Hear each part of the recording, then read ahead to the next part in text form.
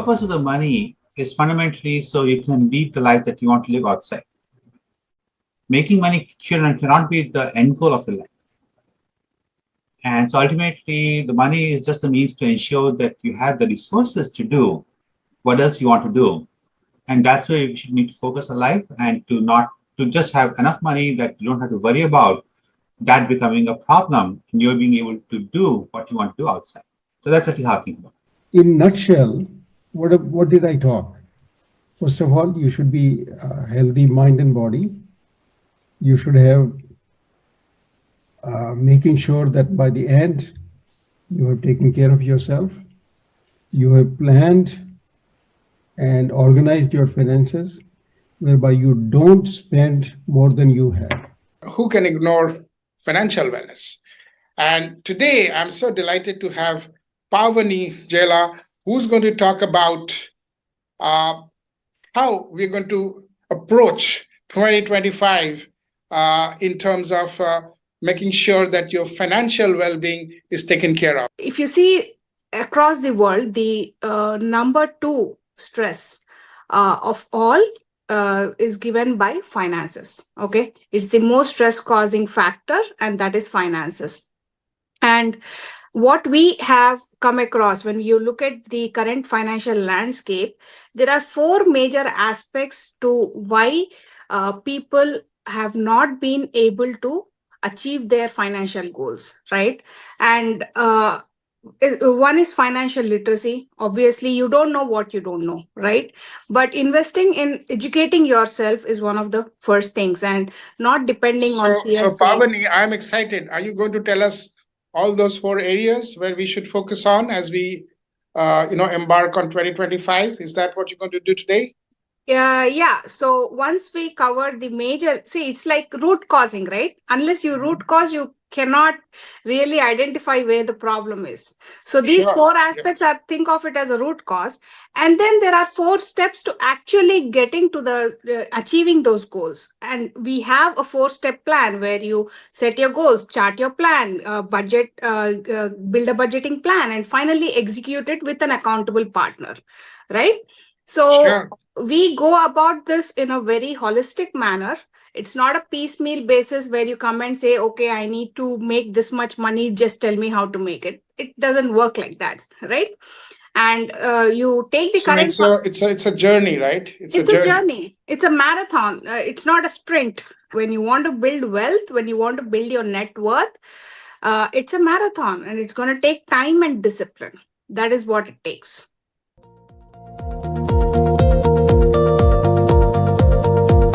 So are you going to now tell us about the 4 steps? Very excited. Let me tell you the 4 root causes, and then I'll go to the 4 steps, okay? Sure. The 4 root causes of why each and every one of us doesn't have the success formula is because, one, lack of financial knowledge, and depending on hearsay, what your friends have done, what your other family members have done. Rather, it's a personalized journey. It's not a one size fits all sort of a thing, right? And then the second one is, especially in this day and age, you need to have diversified income streams.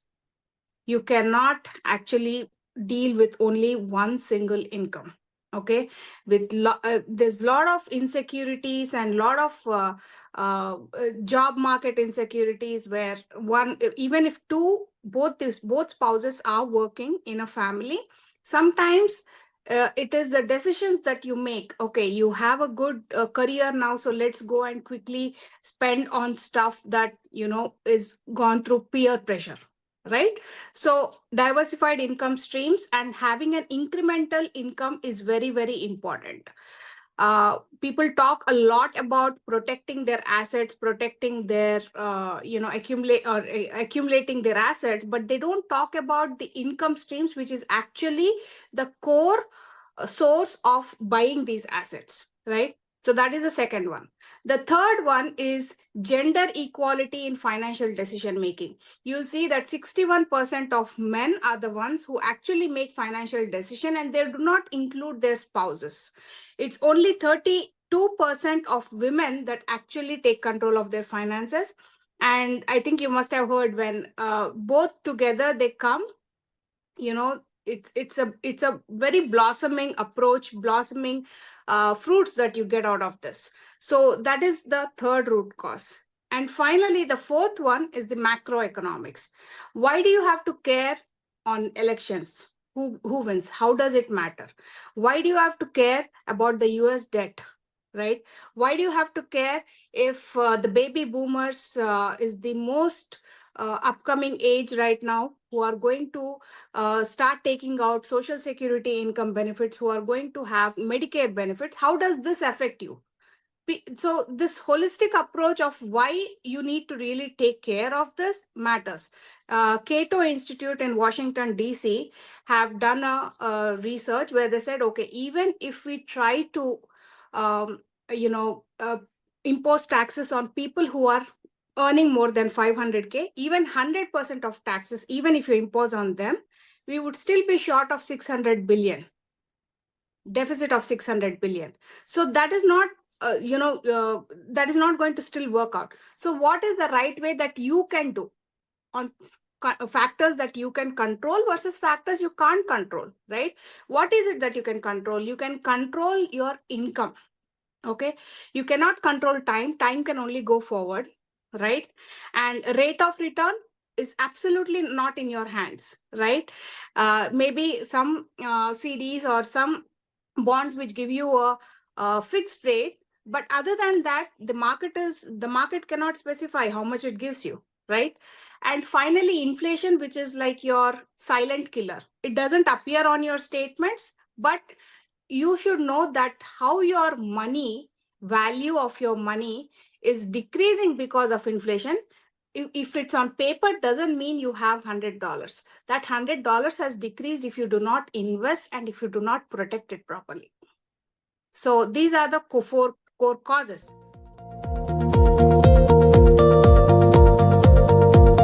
So you're now going to tell us about the controllable variable, something that is within us, and Right. that's something that we can really work out well for us in terms of our own financial wellness. And what I hear from you, and it can be personalized, and you are there to help them in terms of that personalization, right? Right. So yeah, so let's hear more of that. Sure. So things that you can control and what you cannot control, right, is you're based on your age. Someone who is in their 20s, they have enough time to grow their money, right? For someone who is in their 20s, they only need about $200 to $250 if they want to achieve that $1 million goal at an 8% rate of return, right? Compared to someone in their 30s, that that compounds to more than $1,200. Okay, and someone in their 40s, if they have delayed saving their plan, then it would compound to more than 2,000 plus bucks. So when you have time on your side and when you have compound rate of return, which is again by Albert Einstein's view, it is one of the eighth wonders of the world, you can actually double your money significantly in the coming years, right? So that is one of the things that you can control, and you can wisely do that. The other thing is dollar cost averaging, having the discipline to save.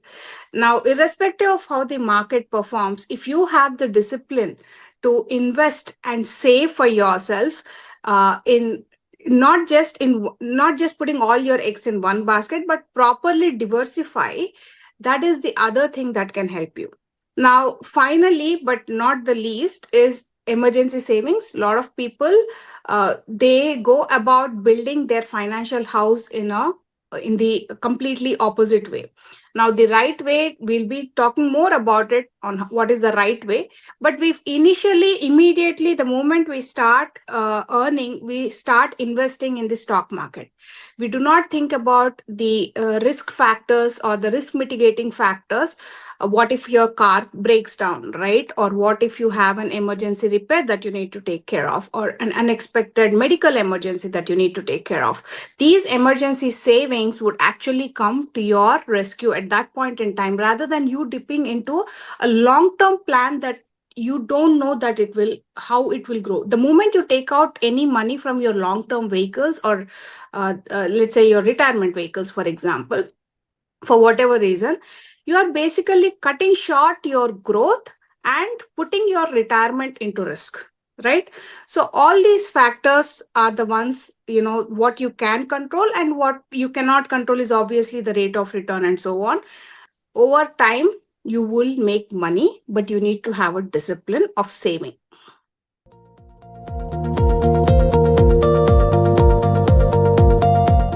Please help understand how you and your team help in terms of personalization. Yeah. Sure. Like I said earlier also, it's not a one size fits all. It has to be personalized, right? But the way to personalize is to go through the 4-step process that I had highlighted before. And the first one is to firstly pin down your goals. What are your goals, right? Today you might be single and you might not have responsibilities, so you would have certain goals accordingly. Okay, tomorrow you'll get married, and then in 30s you would have different goals, in 40s you'll have different goals. So we do this on an annual review basis, but initially the first thing we do is first we sit down and list down your goals in terms of finances. Okay, what is it that you dream of? What is it that you want to have? What is it that you aspire to have? And when do you want to retire? This is the most important factor. People don't realize that when do they want to retire and how much do they need in their retirement, right? So all of these things we pin down during the goal setting phase. That is the first one. The second one that we do is then we make a plan accordingly. Okay, and we make a plan and we review this plan on an annual basis. The third step is now we go for budgeting and saving. People, what they do is they go for budgeting and saving first, and then they make their goals based on what. But what that gives you is, and this is something that I've learned, a few years ago, there are two ways to save. Either your savings minus your expenses is what, is your wealth, or income minus expenses is your wealth. Okay, what do I mean by that is you are trying to save after all your expenditure, after all your bills. But how about you set a goal that this is my saving and I will only live off of what is this? So that way your savings are now accountable through your goals and not basically throwing out some number, right? This number we have arrived at because you have set your goals and we have created a plan. So savings minus income is your expenses, and not income minus expenses is not your savings. So we are doing this wrong, right? So once we understand that, after we have a budgeting and savings plan, then we go to execute it. Make sure that you are doing this, we are executing as per this plan accordingly, and you have an accountable partner in terms of a financial professional like me, right?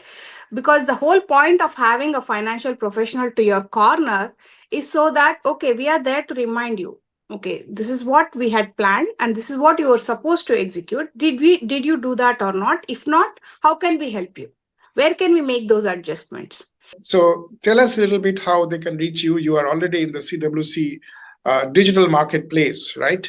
You are there, and your product portfolio is there, and also in terms of setting up an appointment and stuff like that. Right. So also, in this session, we're also going to be giving some resources, right? So we can also share some resources and also, take this forward with one-to-one calls and personalization. Right. And I think that way, Paavani, I think there can be greater engagement, and we can sort of, you can work together with some of the community members who are interested to actually personalize their journey, and also at the same time, help mitigate their financial risks, and that would be a great way to start 2025, isn't it? So what do you think? Yeah, that's absolutely the way we have designed this webinar, is for people to, one is educate with the major concepts of compounding, of what average rate of return versus net rate of return means, and how they can self-assess the kind of investments that they are making, right? That is the first financial literacy that we want to give out over there. we don't want to just tell people do this. That is not the way we approach. The way we approach is educate them on some of the aspects that they can assess themselves. What is a good debt, what is a bad debt? Okay, how can they assess that? And then eventually, when they work with us, and between the year when they are not working with us, they still have the tools that are required to make that informed decision, right? So, and we'll also be going through an exercise where they can estimate what is the amount that they will need during retirement. So we will do a small hands-on exercise as well as part of the webinar, which will be very useful for them on how to calculate on things. Okay, is it making sense for me to invest in this in a high yield savings account versus a treasury bill in California? Our duty is to educate them, and honestly, I someone had educated me, and that is the reason I'm here trying to pay it forward to the community. Because coming into this country, you are exposed to whole new rules and regulations, and we want to make it easier for the entire community. Wealth of information that you've given out today, and there's much more to come.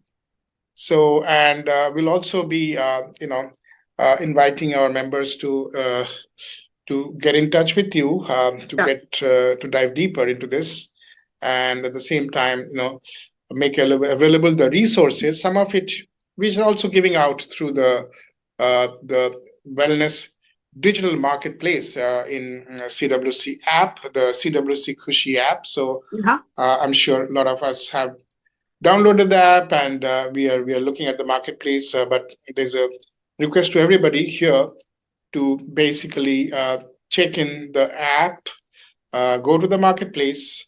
Once again, it is CWC Khushi app, available in both the Android and the Apple phone. So over to you, Pallavi, to your last words to the community before we wrap up, and look forward to many more series.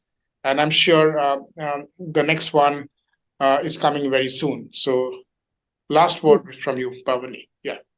So make time. This is the end of the year, and start the 2025 by actually listing down your goals of your financial wellness, of your financial growth. Okay. And trust me, we have all been there where we were lost at some point. And when you have an accountable partner, you feel more secure and confident. And that is what we want people to have the confidence in their financial decisions. And this is one of the things that this is my way of giving back to the community through CWC.